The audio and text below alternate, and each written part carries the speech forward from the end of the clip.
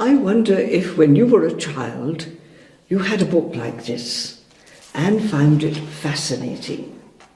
It's a book of pictures that seem to be just random designs, but the longer you look into the picture, more hidden faces, animals, peoples appear in the picture. At first sight, it's an ordinary pattern, but look again and see what you can see here. Oh goodness, and look what's there. And then you look again and you can see more and more, hidden below the surface in what seems to be familiar and very ordinary. Well, whether you had a book like that as a child or not, something happened at the beginning of 2018, the end of January, beginning of February, that was a little bit more sophisticated than a design that hides pictures below the surface. If you've been watching the series, you'll remember this one. This was number 3, when we talked about climate change. And we began with the rain stick that this one came from Mexico, and how this was also part of the Mayan Indian tradition. And we talked about the tall grass, dry grass on plains waiting for rain, and the first sound of the wind moving the dry grass that gave rise to the name Chak, Chak, who became the god who brings the much needed rain. Water is life. And so, you may not have been interested in the Mayan tradition, and therefore you might just have missed this piece of information at the beginning of the year 2018. The Mayan civilization was a dominant society in Mesoamerica for centuries, but then it was lost. Archaeologists have been searching and searching and searching. And in one particular area, in Guatemala, they've been searching in a jungle area for at least 100 years, going on foot through the dense vegetation, trying to learn something about the Mayan civilization that once was so vibrant there. Remember, this is our family. And in January this year, we was given a map of discovery of some archaeologists. It was a vast network of structures, of houses, of temples, of roadways, which they had discovered underneath the jungle, underneath the rainforests. An unknown structure, vibrant city life that we had not known about and could not have seen. Well, how did they do it? Well, we're told that they did this with a new technique in laser scanning technology, LIDAR, it's called, light detection and ranging. They did it by, from the air, flying over and over and over 800 miles of the rainforest and aiming laser pulses down at the surface of the rainforest. Very rapidly, they said. Well, rapid for them meant 150,000 pulses per second.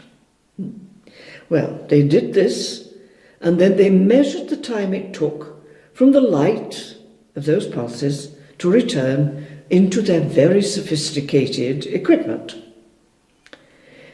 They flew over and over and over hundreds of times, and then spent months of computer modelling until in the end they had stripped away 500,000 acres of jungle and could reveal the city that lay beneath it, which was once part of the vibrant life on this planet. Interesting.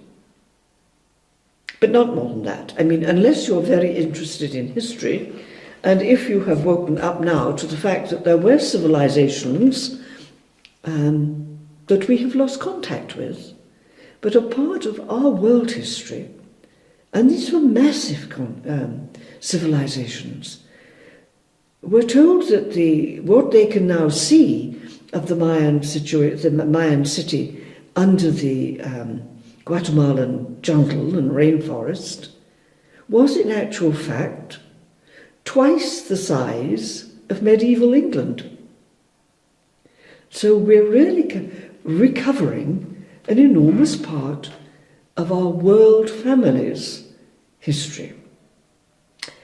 Of course, you may be saying, well, ancient history, modern technology, because if you're not interested in the history, at least take note of the technology that we are now able to create and to use for our service. Ancient history and contemporary technology. What could they possibly have as a message for the spiritual journey we are making now? Well, we have to return again to our original wisdom, back to the Vedas. And they tell us quite simply what we have to do is get below the surface. Return within to the place where there is nothing. Penetrate to the depth of yourself, to the place where thought no longer exists. And there, in the place where there is nothing, is fullness. Okay? So we've had the advice for a long time. Return within.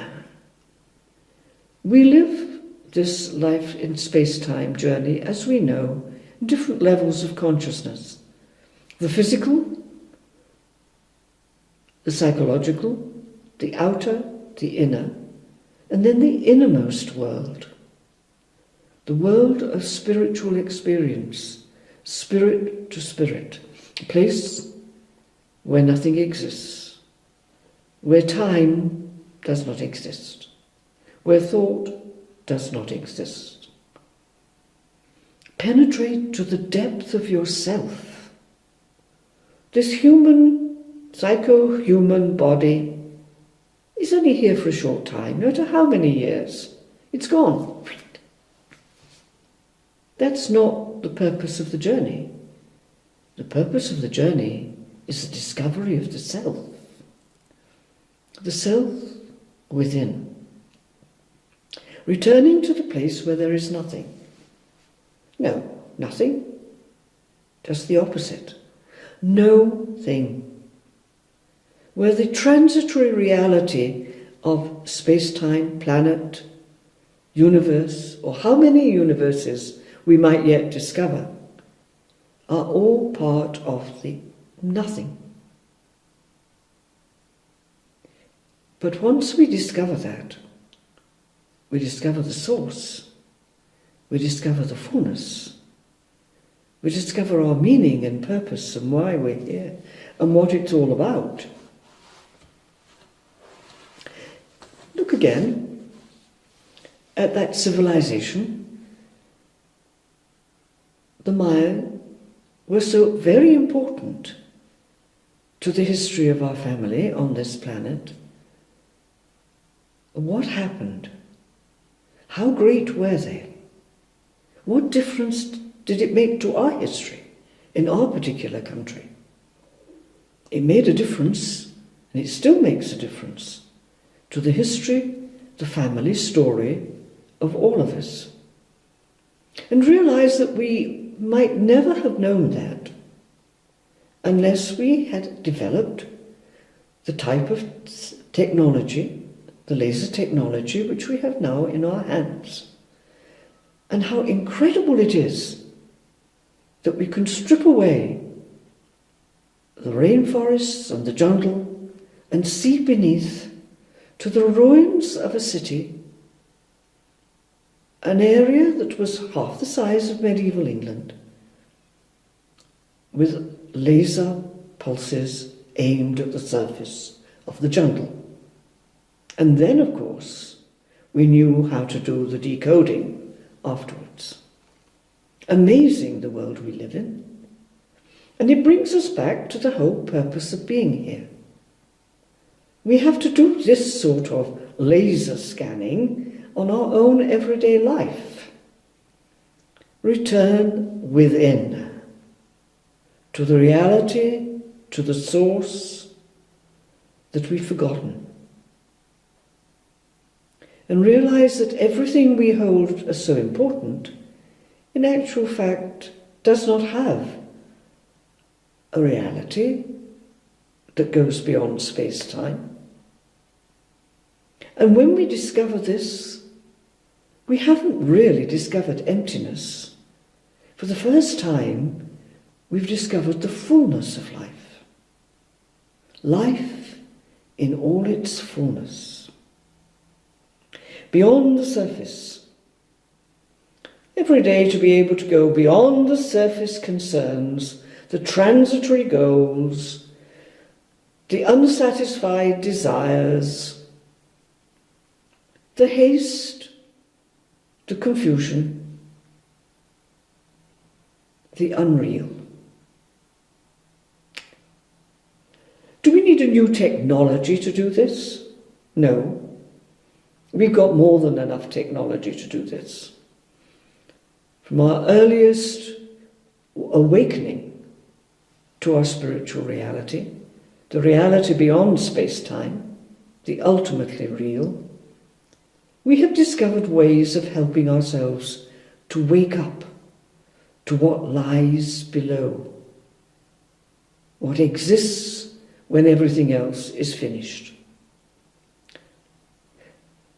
And all our mystics, in all our traditions, have shown us that those methods are very simple, but they do work. Century after century, in every culture, in every part of our planet, there have been those who have used these very simple methods. Very simple. Far less complicated than aiming laser beams at 150,000 per second and then having all the decoding work to do. We've been looking at some of that technology during this series. We've been looking at the practices. If you like, you can think of them as laser technology that reveals the innermost depths of ourselves. Very simple indeed, extremely effective and vitally important. So let's have a look at one again.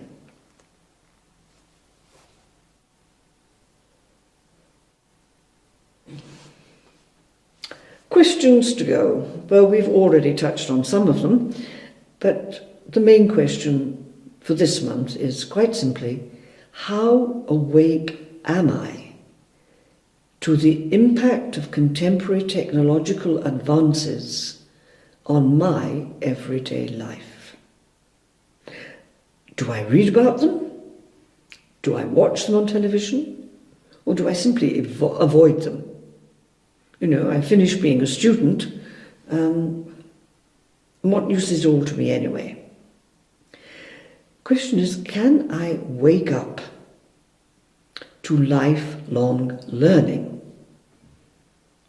If we're really living our life with any degree of enthusiasm and enjoyment at all, every day is a learning situation. We never stop learning. The topic is vast. We'll never have mastered it. And in some countries, we have been able to realize that this is very important for us as a human society. And there are countries where they have now what they call the University for the Third Age, so that when people have retired from their jobs, their work, their professions, they don't stop learning. They do exactly what we said. Look very seriously at all the technological advances and discoveries that we have in our world, and learning how they are affecting me, life of humanity, and the spiritual journey. Just have a look at them. You may have an open university in your area, using the media, the TED lectures, the Newton series. Look at them. In every country they're available. Even in a very remote part of Ethiopia, in Africa, a whole area received its education through iPads.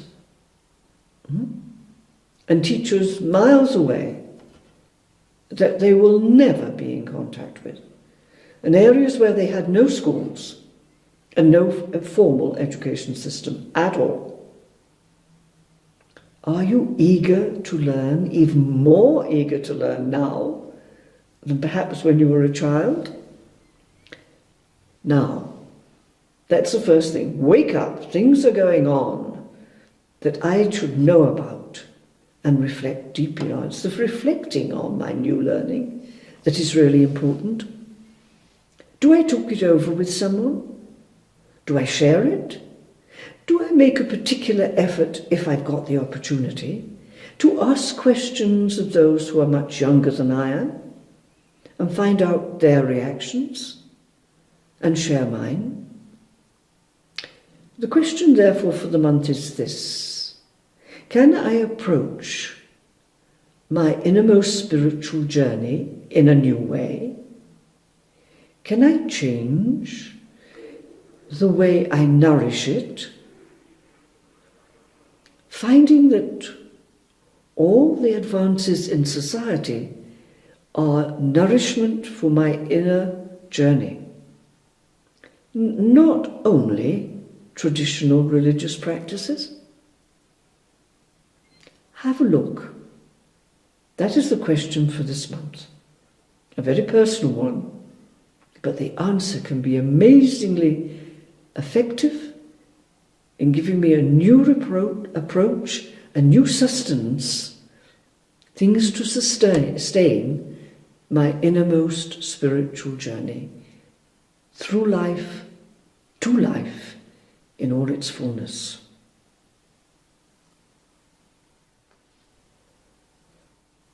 When we entered the reflection, we asked if we needed new technology, comparable to the laser scanning technology, in order to get really below the surface of our everyday lives, to do what the Vedic tradition told us was our main task, to return within, where there was nothing, no thought, no images, so that we could reach the ultimate reality, the fullness of life.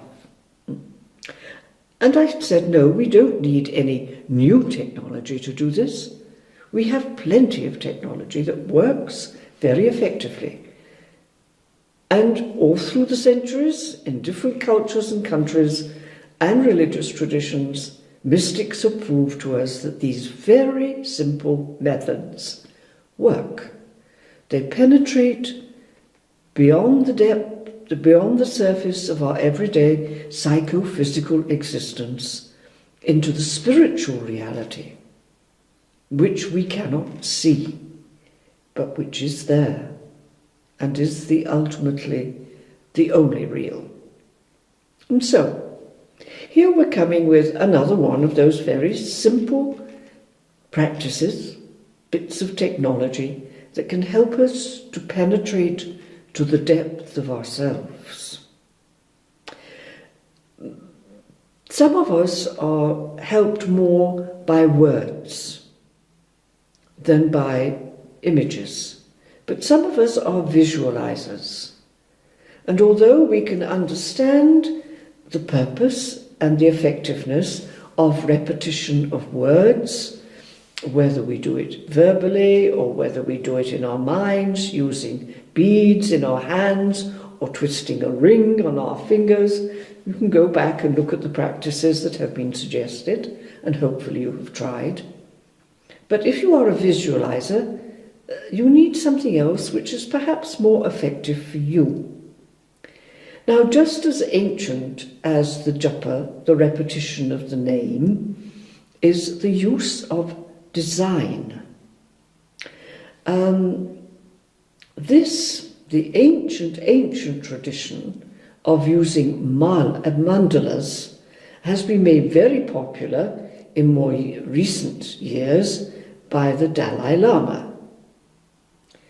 And if you have looked this up on Google, and perhaps you might like to if you haven't done before, you'll see that mandalas are numerous. There are hundreds of different mandalas, designs, each of which is supposed to have a particular significance for some aspect of our lives. Now, the Tibetan tradition is rather elaborate in its use of mandalas, and popular commercialism, I'm afraid, has added to it. We have to strip away all the addition and come down to what was the original simple practice. The mandala is not a picture. It's extremely simple. It's a geometric design. It is meant to attract the attention of our eyes, and we use it quite simply by focusing on the edge and letting our eye travel round the edge of the design, circular, and inwards and inwards and inwards until we come to the center. Then we go back the same way. The eye movements have to be slow and relaxed and carefully focused. Now, if you have been watching and learning about some of these ancient methods or techniques, technologies for returning within, you realize there are certain simple, basic things that are important for all of them. One of them is that you use them slowly, that you must be relaxed and focused in your attention. No, you're just looking at a picture and have your mind talking about it. Your eyes must go slowly from the outer to the innermost and then back again, slowly, with fixed attention and relaxed. And at some point, everything will slow down and you will remain focused in the stillness. And in exactly the same way as when you're using the beads and repeating a word, when they stop into the silence, you stay there. But when you discover the mind is starting to chat again, you begin again. The circular movement runs through all these practices, as does the importance of moving slowly, relaxed, in the gentle, with firm attention. Think of the labyrinth, walking the labyrinth, from the edge, following the path, into the center, and then out again, the same way, going more and more slowly, stopping when the movement within ceases, until you are disturbed and you begin again. So the mandala is a geometric design, very simple, but one that's designed to take our attention inwards to the center, so that we can come outwards again slowly. Now, if you look at the popular mandalas that are produced as birthday cards and so on today in Western society, they'll be using horses and people and all sorts of pictures. It isn't a mandala, and it should be nowhere near as elaborate as the mandalas that are used now in the Tibetan tradition. But as you possibly have encountered mandalas through the work of the Dalai Lama, I just want to make reference to them. These mandalas are extremely complex designs. They're drawn, first of all, on the ground or on paper, and then the design is filled in with coloured sand. This requires very careful attention, no disturbing movement at all, is painstakingly difficult to do, and the mandalas that are associated with the Dalai Lama take hours and days to produce. There's a picture here of the Dalai Lama completing the most famous of these mandalas, the Kala Chakra mandala. It's the Wheel of Time mandala, and he's just beginning. You can see it drawn, the pattern drawn.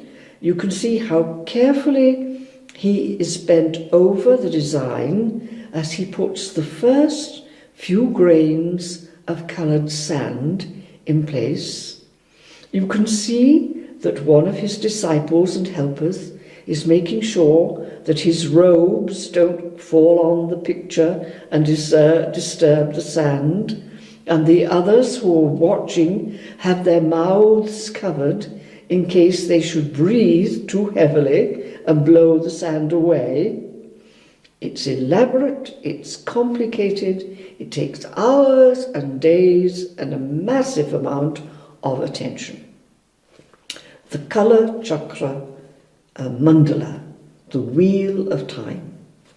This one comes from something else that is familiar to you, the ancient wisdom, and I've mentioned it just now, that we live our journey in space-time in an outer world, an inner world, and an innermost world. And in this innermost world, we encounter nothing, because we found fullness. We need nothing because there is everything. There is the source. God is the most familiar name for us. There where we encounter God in God's mystery, nothing else exists. And so, here it is, a mandala, the Kala Chakra mandala. But I'm suggesting that you go back to the original idea of mandala. You may not find one easy to get, but you might find somebody who could paint one for you, or you might try drawing one for yourself. Or something else would be to find one in nature. You know, it could be as simple as the daisy, or any flower that has the same structure as a daisy, or but has layers of petals. So you start at the outer layer and move inward and to the centre, and you come out and out and out. Or seed pods when they're opened. Be creative. Go and explore.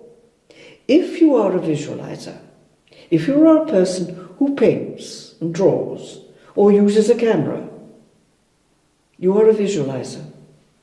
So go out into your world and discover where the mandalas are in nature.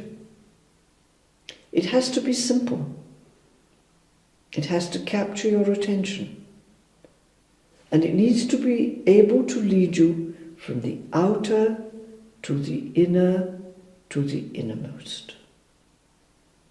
And if you have to go back out because you haven't relaxed enough or gone slowly enough, it will still bring you back to the center. So that is the mandala. a genuine mandala. Find one in nature, draw one, read about the tradition. Don't get lost either in the, I think, very elaborate Tibetan tradition of mandalas, but a very sincere tradition, because notice what they do with this mandala. Having spent days of painstaking work to produce this design with coloured sand, many of them working at the same time, what do they do with it? They throw it away. Where it's possible, where the colour chakra mandala with the Dalai Lama has been drawn, people have the chance of looking at it. But then those who have produced it simply pick it up and brush it away. If there's a river, they take it down to the river and they brush it away in the river. No way of even rescuing the sand that was used. It's all gone. It served its purpose. It's part of the outermost inner journey, but once it's taken you to the innermost, it's not needed. Let it go. So elaborate though these mandalas are, their main message is space-time is so fast, it's not the essential. It's getting beyond it. Return within to the place where there is nothing. Go below the surface of thought, of action. So much to learn, lifelong learning. Don't ignore technology. Technology is part of contemporary spiritual practice. We need to watch it and then to choose the simple methodology that we've had since the beginning. It's still effective, it still works, and it requires the minimum of instruments or equipment or places to be. It's just simple, everyday life. Pausing when you've seen something. Before you put the remote control down after watching something on television about political situation somewhere, violence, children being abused, watching children screaming because of the results of acid or chemical warfare, and feeling your whole person react either in judgment or in compassion or in both. The pause to look at that again for yourself. These are the practices of everyday life. So enjoy them and enjoy the world we live in. The technology is amazing. And yes, there's an enormous amount to learn, but we mustn't stop. Go on learning. That's spiritual practice.